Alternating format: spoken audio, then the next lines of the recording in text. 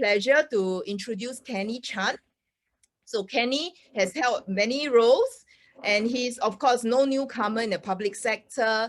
He has also led teams, and also his current role involves overseeing the membership and operations engagement for a local business setup.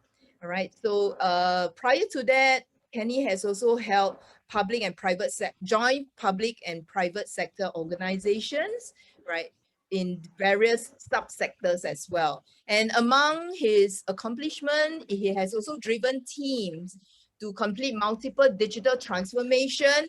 And he has a little story there. I really like his story when I first met him about all the stuff that we as consumers, we have also dabbled with it. We see it, okay? We see the outcome of the transformation project that he led. And one key motivating force for Kenny is driving change. And you can hear it from his personal journey as well. And he definitely, because I know him personally, he definitely does always ask himself what are the changes that he can bring and help people who have worked with him and people that he meet along the way. And today he's going to be sharing with us his personal perspective on his own career transition. Never shared with anyone before. All right, so it's the first time. So please, it really gives me great honor to pass the floor to Kenny. So Kenny, are you ready? Okay, hi Eileen, and hi everyone. Just give me a minute. Let me bring up my screen.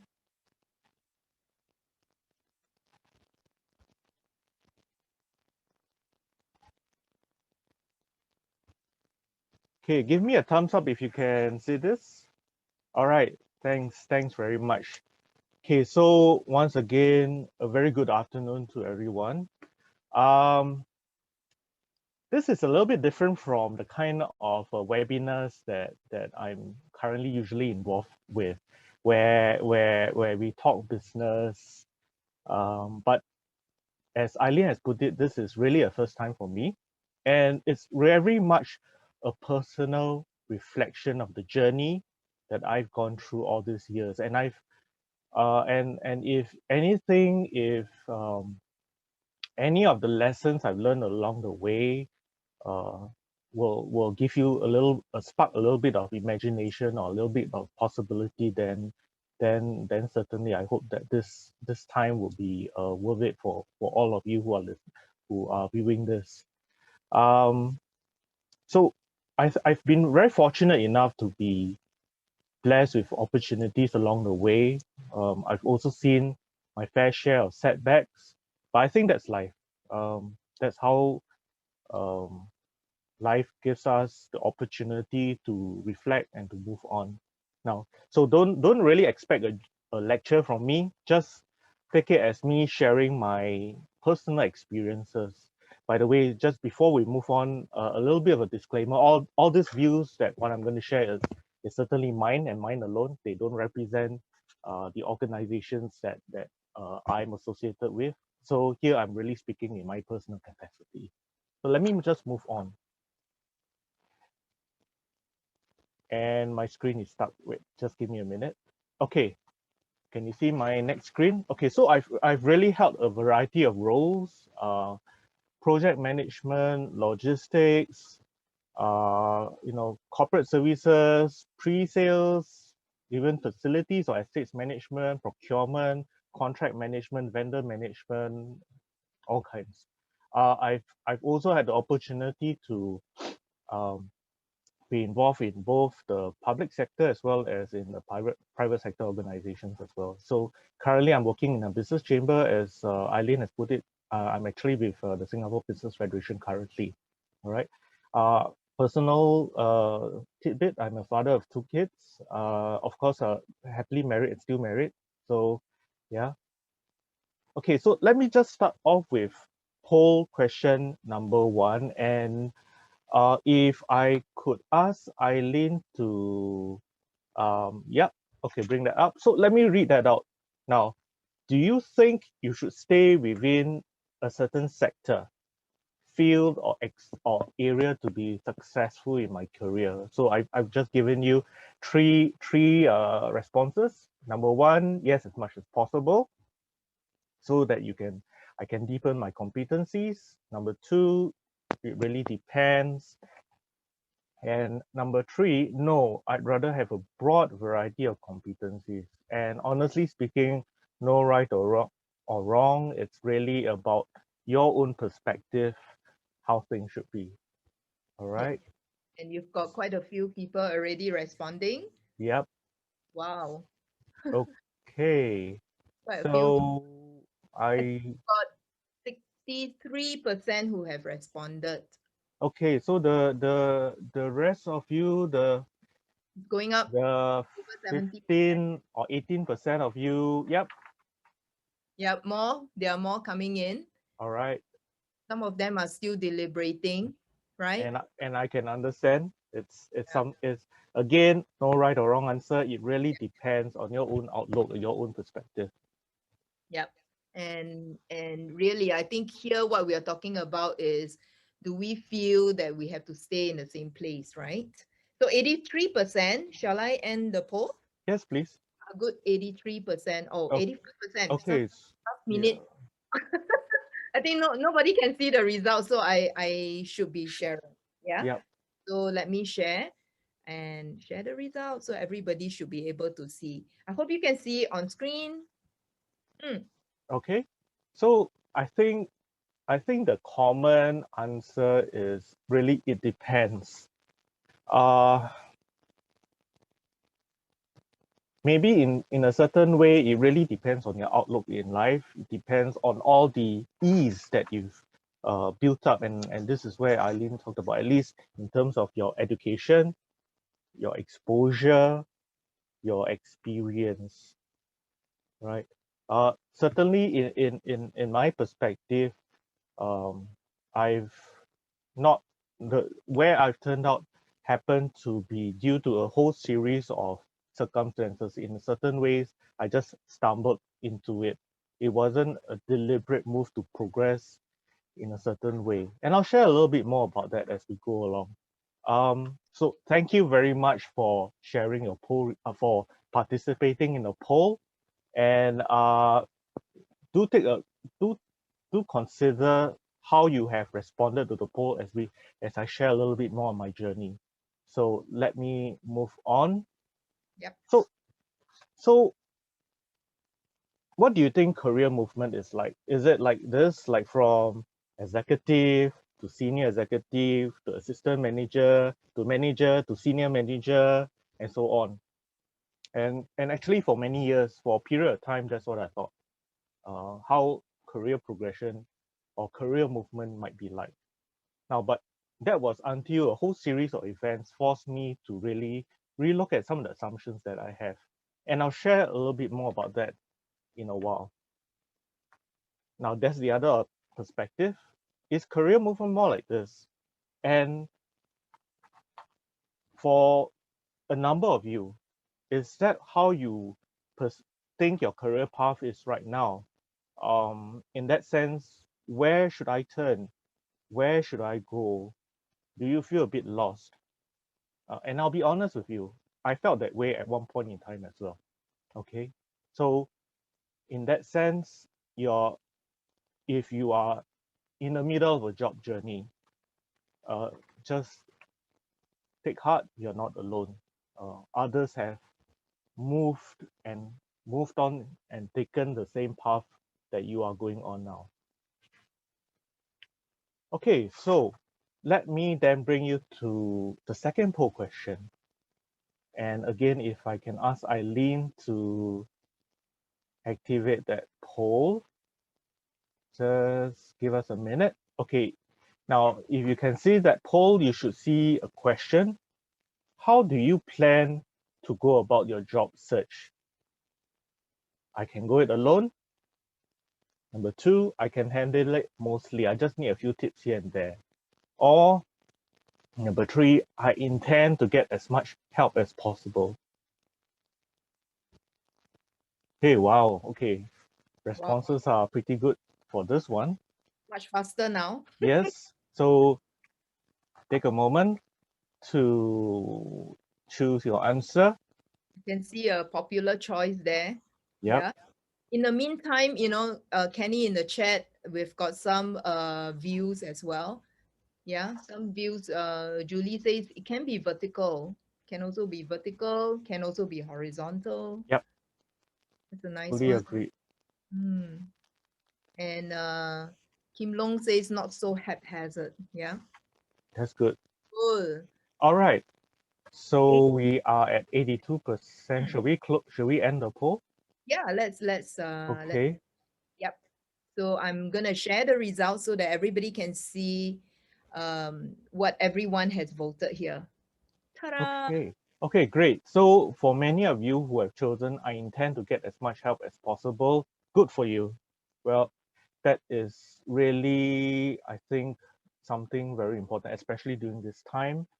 Uh, I think in many ways, getting in perspectives, assistance, especially if you've uh, not been in the job market for some time, certainly is very important and very useful. So once again, thank you very much for this poll. So let me just move on now. Okay, so just to share a couple of the moves that I've made. I first started out in a stat board, the first job that I had, and for many years, at least about 6 years, that was what I did. I did a lot of work in helping companies to bring their business overseas, and for very long and for a certain period of time, I was also involved in IT, and coincidentally, Eileen mentioned electronic data interchange. And so for a period of time, I did interact very closely with the company that Eileen was involved with, or at least a forerunner. I think I'll take this offline now, but certainly we share a lot more connections than I thought. I know, Yeah, I if you mention Singapore Network Services and SITA, I definitely know what they are. Okay. definitely do. Don't tell Yep. people our age. Yeah. No problem. So let me move on. Okay, so moving from a stat board, I took a wild plunge to what back as we called it .com. And if you are of a certain vintage, you understand what I mean when I say .com. And so for a period of time, I was there doing pre-sales work. I then moved into a logistics company doing business operations and to some extent business development.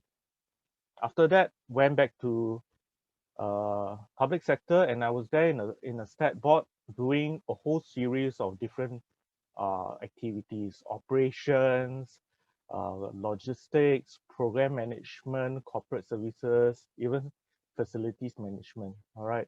And then after that, I took a sabbatical break. All right. And I'll share more about that sabbatical break in a while. After that sabbatical break, I joined a facilities management company where I was doing procurement, vendor, and contract management, and now I'm where I am, a business chamber, looking at operations and membership engagement. So I guess in that sense, at least from my perspective, um, do you see any particular specialization? In my case, probably not. I think in many, at least quite a number of people that I have interacted with would think that you would want to try and at least focus within a certain circle of competence. For example, HR, maybe you start off with talent retention, then compensation benefits, L&D, and so on. Or finance, maybe you start off with AR, then AP, and then move on. So in my case, it's really, I guess, a different path that I took. It's really much, and that's where Eileen mentioned about experience and exposure in a certain sense that has helped me to bring me to, well, at least where I am currently. All right. So let me move on again. Now let's talk about that sabbatical break. Now, why did I take that sabbatical break? Very importantly, there was something that I needed to take time out, family matters wise. I needed to spend some time with one of my children who was facing some issues academically. All right. So that's very important to me. Of course, having been in corporate life for a while, the grind of work was also, of course, starting to get to me. And I was very fortunate to have a wife very supportive of my decision. So I took that break, and it lasted me for about a year in total. So of course, naturally, it was pretty liberating at first, not having to contend with bosses, deadlines, politics, or personality issues. So for a few months, it felt good. All right, but and I'll certainly be honest about that. But as you know, unless you are very fortunate, uh, one will still need to put food on the table. You need to bring the money in. And so I started to do my job hunt or get back to my job hunt. And I first started out um, very simply, let me give it a try, slowly pick up the pace. So I did what I guess many of us would do, or perhaps many of what many of you might be doing currently. Look at the resume, dust it off, see how you clean it up, look at JobsDB, JobStreet, and start applying, right? Okay, so that's what I did for a while. And um, that's what I did for quite a while. But and this was like a year plus ago. All right. So that started off, and I kept applying, and I kept, doing what I needed to do. But after a while, you have reached out, even trying to reach out to a few contacts, sending out all your resumes left, right, and center. What's the result? Nothing, or very little results to show for it. And that's where worry started to set in. All right. And you would sometimes have that feeling that, am I ever going to find something? Right. And again, I don't know how many of you feel, but certainly that was something that was always in the back of my mind as the weeks and the months dragged on. All right. So that's where I decided that I really needed to get help, serious help. All right. And in that sense, I had what I would say, a series of very fortunate events. So one of the contacts that I got to know was Eileen, and certainly she's helped to give a lot of good advice, good coaching, and a lot of tips and how you should, go about your job hunt. And I would also say that I did a fair amount of networking, both physically, but more importantly, virtually. And I guess in this day and age, that's probably the only way to go realistically these days. So, and it was very much through reaching out and engaging. So that's another E for you, that I was fortunate enough to be acquainted with people who then take a chance on me to offer me a position or an opportunity. So I would maybe like to take this short point to really thank my superiors or my supervisors, for really allowing me to for taking a chance on me, to basically contribute and to add value. All right.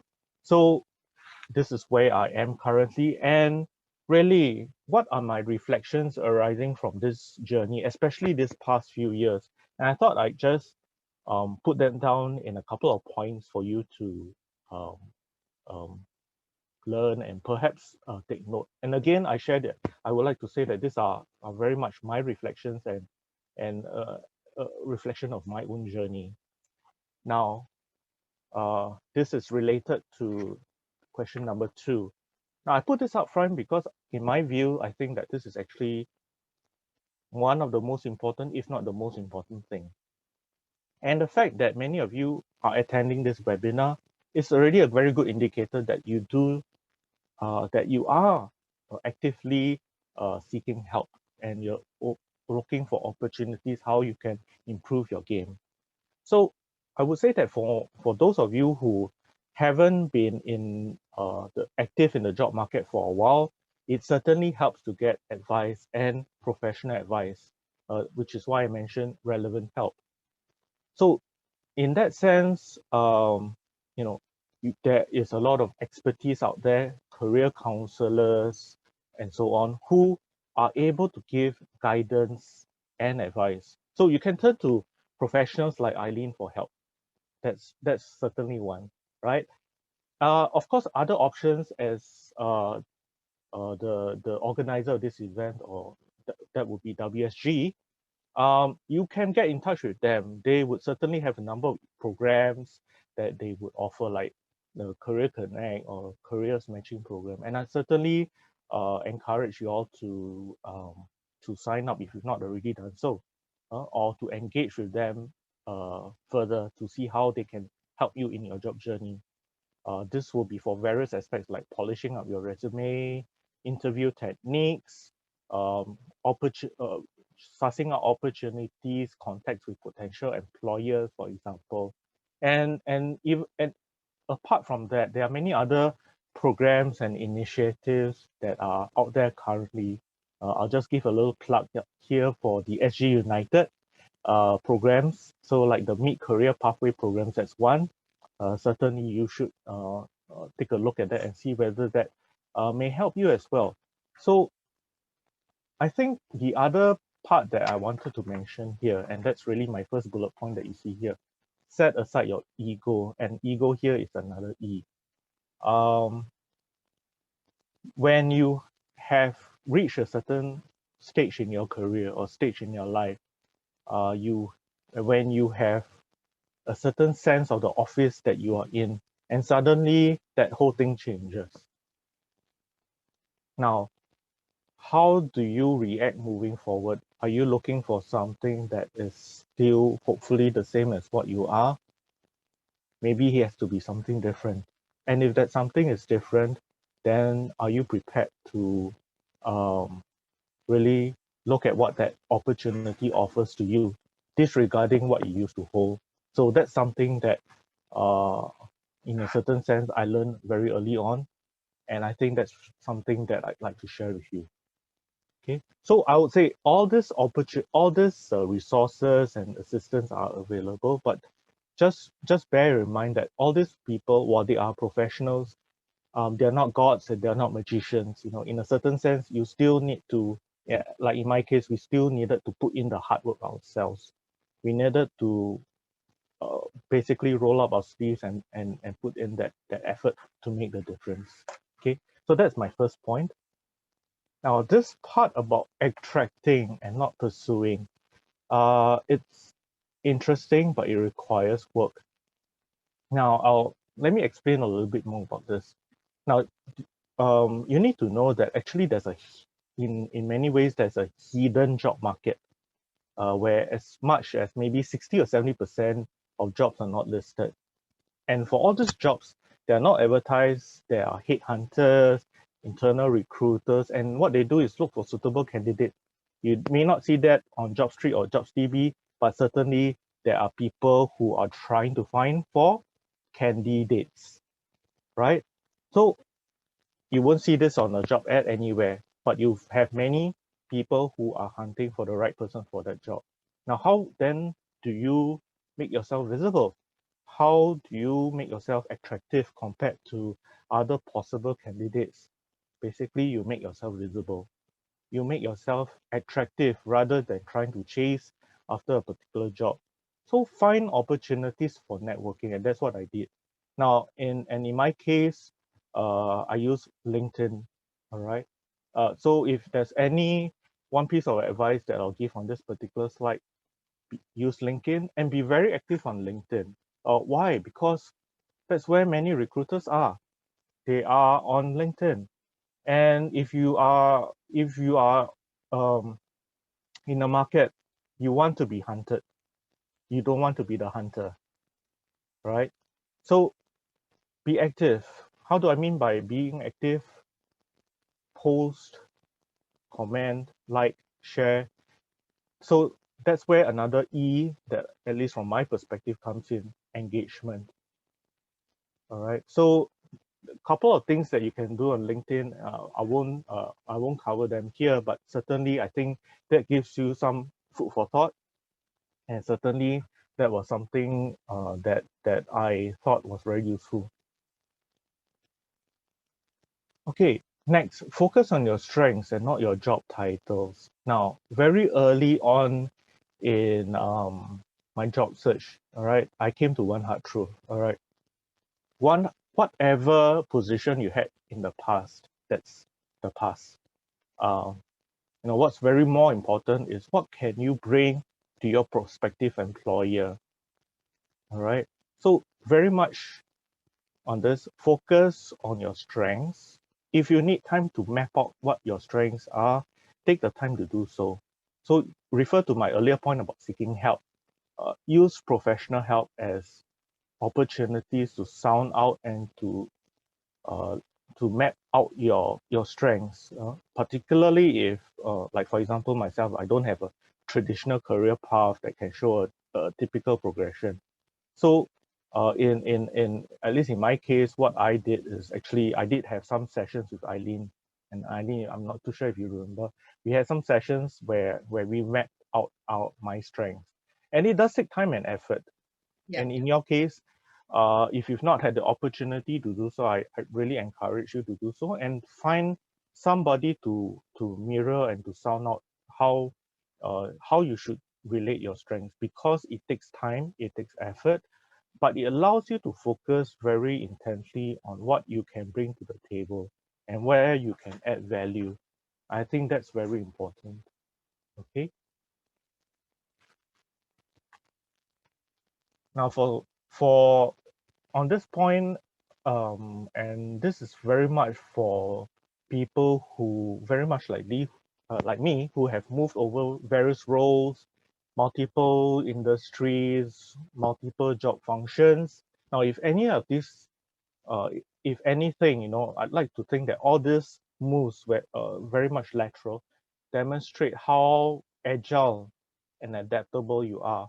It doesn't matter what industry you are in, doesn't matter what job function you take up, you can demonstrate you are adaptable, you can add value, and more importantly, you can excel. All right. So maybe just to share a very quick story.